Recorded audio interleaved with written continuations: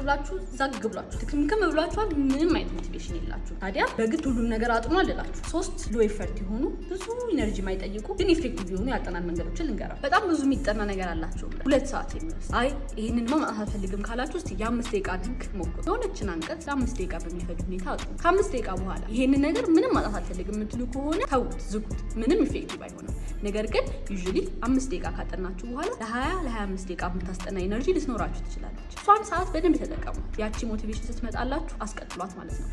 25 ደቂቃ እንድታጠኑ እንድትቀጥሉ ያደርጋችኋል ማለት ነው ዩዥሊ የሚከብደን መጀመር ማጥናት ለመጀመር የሚያግዘን አንድ መንገድ ልንገራችሁ አይምሮዬን በጣም ድክም ብሎታል ምንም አይነት ውስብስብ ነገር ለማጥናት አልፈልግም የምትሉ ከሆነ ደግሞ ሎ ኤፈርት የሆኑ ነገሮችን ወይም ደግሞ ሎ ኮግኒቲቭ ኤቢሊቲ ብቻ የሚጠይቁ ነገሮችን ለመመልከት ሞክሩ ለምሳሌ የጥናት ቦታችሁን ጸዳ አድርጉ ኖቶቻችሁን አስተካክሉ በፊት የጻፋችኋቸው ኖቶች ካሉ ላይውን እዩ መጻፋችሁ ላይ ስዕል ካለ ወይም ደግሞ ርዕሱን ቲም አድርጉ ሃይላይት አድርጉ በኋላ ላይ አክቹዋል ሞቲቬሽኑ ሲመጣላችሁ ድጋፍ ያደርግላችኋል ማለት ነው በስነ ስርዓት እንድታጠኑ ኦልሬዲ ቤዙን ይሰጣችኋል ማለት ነው ሌላው ደግሞ ቦታ መቀየር የምታጠኑበት ቦታ አይምሯችሁ ይጭ ላጠና ነው ከሚል የመዛግ ፊሊንግ ጋር ያያይዘዋል ስለዚህ ሲነሪ ቀይሩ ሳሎን ቤት ልታጠኑ ስላላችሁ እቃ ቤት ደጅ አጥኑ ኢትስ ፋይን ቦታ መቀየራችሁ አይምሯችሁ አዲስ የሆነ ሪፍሬሽድ የሆነ ፊሊንግ እንዲሰጡ ያደርገዋል እስቲ ያንን ድክምክም ሲላችሁ ታዲያ እነዚህ መንገዶች ካለማጥናት ይልቅ እስቲ ሞክሯቸው እና ከተሳካላችሁ ወይም ደግሞ ፍሩትፉል ከሆነላችሁ ኮሜንት ሴክሽን ላይ እስቲ አስቀምጡልኝ